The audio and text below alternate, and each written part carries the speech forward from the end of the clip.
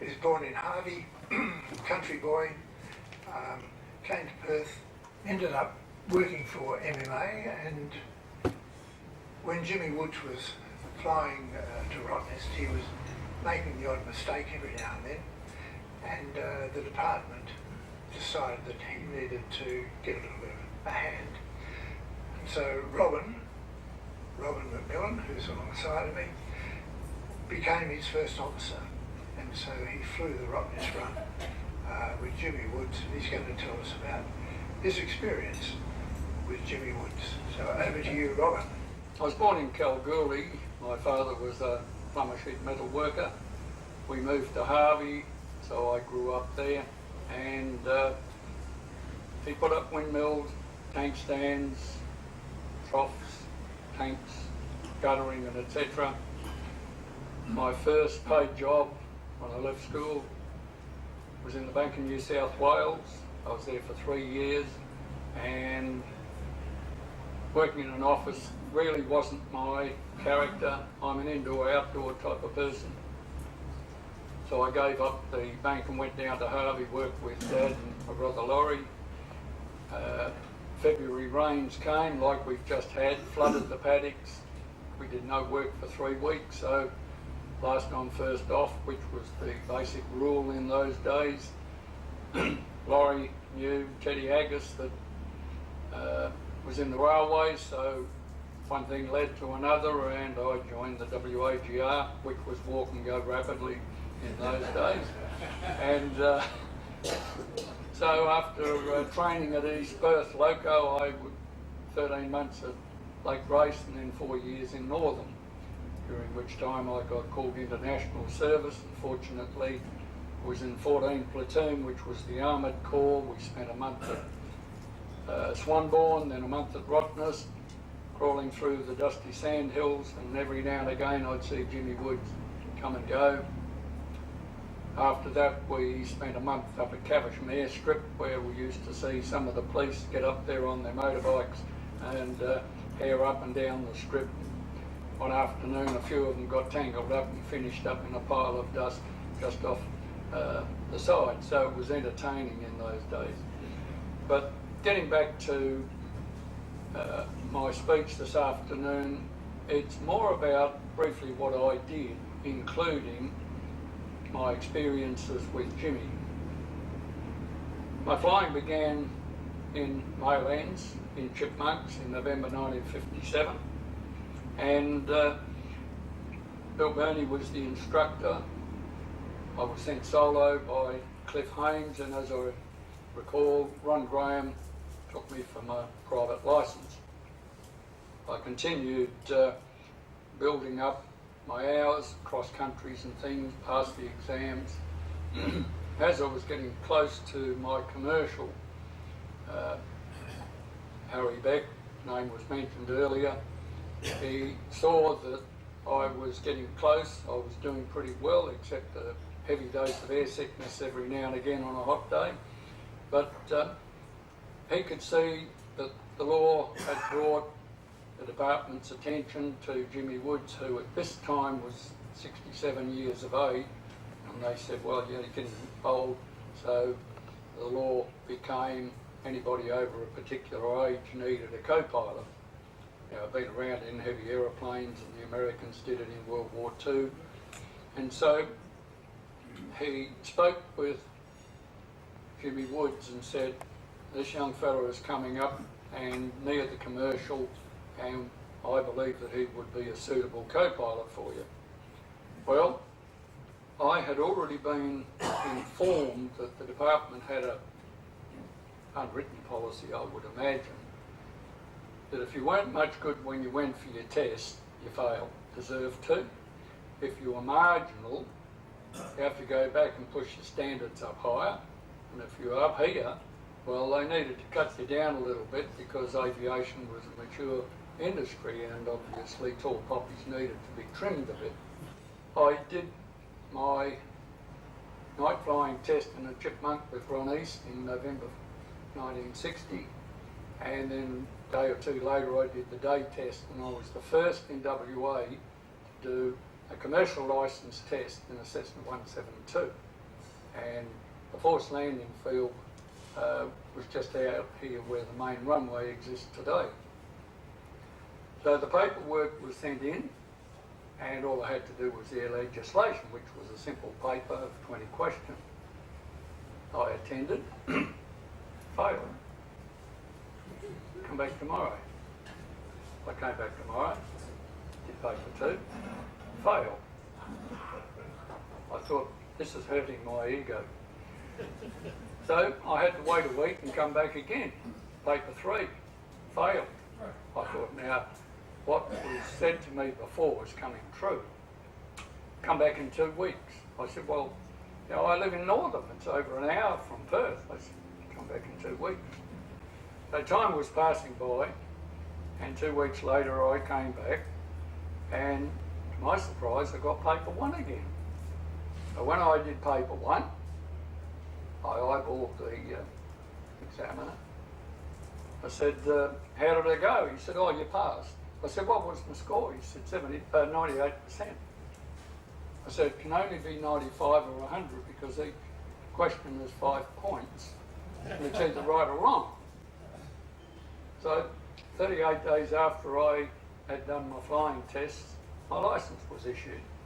So I went to see Jimmy Woods and fronted up, and he said, okay, well, this is the aeroplane. I'll take you out and we'll do some circuits. Seems a bit of a waste of time, you know how to fly. So we taxied out on runway 24, and as soon as we got airborne, the altimeter was reading 300 feet above the ground, which is 355 feet in those days. He said, okay, turn left. I thought 500 feet is what I've been taught. He said, go on, round to the left. So around we went and did a couple of hours of day flying and then hour and a quarter night flying. Now, a bit of history of the Anson. First launched in 1935 and over 11,000 aircraft were made. They were 9,500 knots on the cruise and pretty good for navigation exercises and radio operators practice for World War II. Now, working with Jimmy, he's this age and this size. He'd been flying for 45 years. I've only just begun. As you know, he was in World War I as an observer and commissioned. Perth to Rottnest was 22 nautical miles, about 40 kilometres, world's shortest scheduled airline in the world, and he was also in the world's longest mail route from Geraldton to Derby in 1922. So it was the long and the short of it, I suppose you might say. The aircraft did about 30 flights a month in the winter time, 50 in the summertime. I'd worked out every year he probably would have flown about 400 hours, and so greasing the tappets, oil changes and things like that, spark plugs were probably the limit of his maintenance. But when he left school, he got an apprenticeship in an engineering work, so from that time on he would have known a lot about mechanics and machinery and would have grown up with that and advanced accordingly. Now let's have a look at the passengers. Jimmy loaded and unloaded his aircraft. He looked after the passengers, and that's the aircraft outside the major hangar at Perth Airport in those days. Jimmy had a couple of helpers from time to time, one at a time obviously, to crank the engines. They never had self-starters, but he brought his passengers and the baggage out in that. The young fellas helped him load it, and they were then to crank the engines on the side. I never saw him with a pipe in his mouth anywhere near the airport, tarmac, aeroplanes or anything, and he would be showing people how he would light his pipe on a windy day. Any bushman would know how you cup your hands when you're lighting a cigarette. The flight's going to Rottnest. I would sit there while the engines were started. Jimmy would have the young guy crank the handle, pull the chocks, Jimmy would taxi out, line up on the runway, I would power up and fly over to Rottnest. He would take over and do the landing, taxi in, and then change the load over. I would sit in the aircraft, he'd have the brakes on, and he'd come back in with the passengers on board. We close up and come on our way back to Perth. A flight of the aircraft getting airborne at Rottnest. We can go down and have a look at the tickets. That's a standard ticket of Woods Airways. And then there was another one with the data to the WA Transport Board. And then there was another one of the commemorative mail. Now, during the flight over to Rottnest, you can imagine in weather like this, where he's done thousands of trips, it was fairly ordinary. The brakes had a pneumatic system. And all you had to do was to put differential rudder and pull the lever up, and the pneumatic could go in and apply the brakes on the appropriate wheel where your rudder is forward.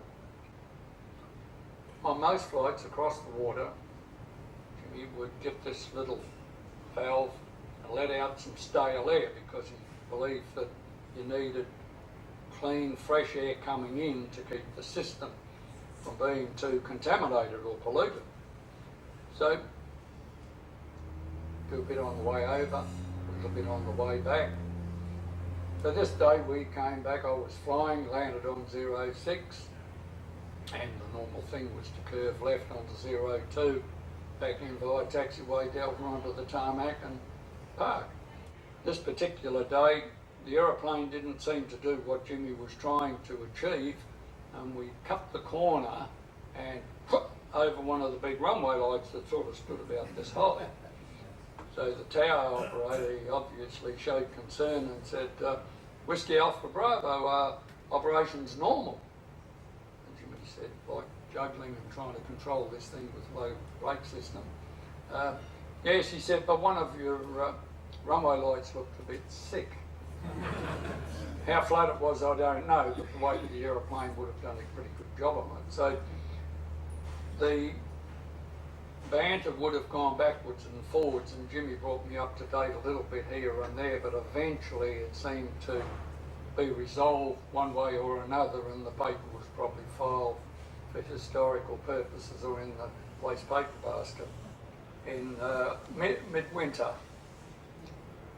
And we came out to do the flight planning at the old Flight Planning Met office where the Aero Club had been before it came here. And Jimmy had a personality like many of the World War I soldiers that I knew. They were quiet, they got on with the job, they were pleasant and respectful, they were always courteous, well-dressed, clean-cut people. So we front up at this flight planning and air traffic control situation, and air traffic controller said, no, can't let you go. Low cloud is below the minimums for VFR aircraft. So there was some discussion, and he said, well, look at the cloud over there on the hills. So here's this line of bit of cloud, not very thick, not very wide. But Jimmy said, over at Rottnest, it'll be clear. It usually is. So after some further discussion, the air traffic control obviously ran out of reasons, and so we set course and was a little bit late. There are always people who want to stop you doing something, and there are all the other people who want to help you get it done. And that's the difference in any industry or wherever it is. So we had some good air traffic controllers, flight service unit fellas as well, and met forecasters. They help us as pilots get our job done. And I commend them to any one of you, whether you're still flying or learning, be appreciative of the help you get as you go through life. My observation was that successful operations stand on truth and trust. However, wheels within wheels. The DC-3 had a crosswind component of 17 knots. The Anson only had 13. And if you know flying, that's the ability of a pilot to keep the aeroplane straight, or at least on the runway, when the wind is trying to kick your tail this way or that. Whether there was much input by MMA to help the department make a decision to get an anemometer over at Rottnest, it was certainly accelerated when one of the MMA senior captains went over there one day and he realised just how strong and gusty the wind is off those hills on the south side of the strip. Now, most of the new captains and co-pilots were put on flights just to Rottnest and back because it's only a short hop over and back. You might do a Kalgoorlie or Geraldton first and then over to Rottnest and that was it. But this day the senior captain obviously had a bit of a challenge to keep straight and stop the wings jumping all over the place. So when he got back to Perth, he said, from now on, new captains and co-pilots are not to do that run. It's got to be with more experienced pilots. So out of that, someone must have suggested they needed an anemometer. That'll fix things. It won't control the wind and the gust, but we can measure what's over there. And if a DC-3 can handle a crosswind of 17 knots, Navro Anson won't be able to go if it's only controllable at 13 knots. So they put an anemometer up there, and very often Jimmy never had the ability to go across the water. He had HF radio, which was a problem. You had blackout over at Rottnest, Mandurah, far down as Bunbury. They wanted to have an HF set on his aircraft, and it simply meant that was another way of putting pressure on Jim. This is Des Sullivan on the left and Sir David Brand on the right. At the farewell, when Jimmy was told his licence was going to be cancelled, that's Jimmy's way of goodbye, and as respect and appreciation for people, he did a one-wheel take-off run, get up to speed, lift one wheel up. I don't know if it had any references to what dogs do, but he provided some 13,000 flights to Rottnest. I had 420, so I can understand a little of what he did. I did 310 hours with him in the 420 flights. It was a privilege to fly with that man. His temperament was always jovial. I had great respect for him. When the department indicated that they wanted him to, or they were going to close him down, I went back to Harry Beck and he told me of Luke Kent aboard a Cessna 182 from Shutter Aviation in Melbourne, and I was able to get that job, and regretfully I had to tell Jimmy, and we met on very understanding terms. He was at the end of his career, so to speak, just around the corner. I was at the beginning of mine. Now we have another couple of Woods Road, Woods Terminal at Rottnest, named in honour of him. Woods Road at the old section of Perth Airport, as I recall it. That's what happens to an aircraft when nobody wants it. That's the Islander in a paddock, and then it was restored in part at Bull Creek Museum, and you've heard this all before. I went to Derby for 2 years and came back and joined MMA, which then was renamed Airlines of Western Australia. And then later, they named it Ansett WA.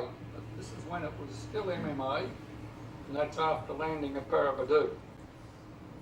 Now, some passengers gave us trouble when I was instrumental in dealing with this, with the state and federal police, to get some of these fleas off the aircraft.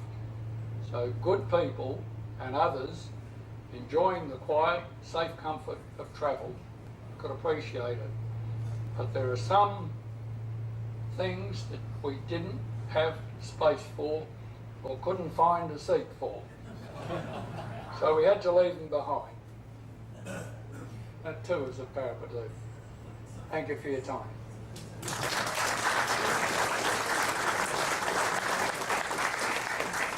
Thank you, Robin, for that.